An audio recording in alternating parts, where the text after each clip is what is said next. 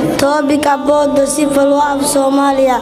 Ladies and gentlemen, boys and girls, kings and queens, teachers and students, parents and parents, I am greeting the best Islamic greeting which come from the most important parts of my body. I am greeting 6,666 verses I can say.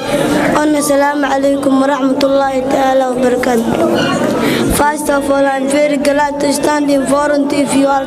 It is my first time to stand in front of you all. If you pleasure to me to be ahead of you as we know. There are civil war in Somalia, which is prolonged and will kill thousands of Somali people. Innocent people actually we don't know why we are killing each other.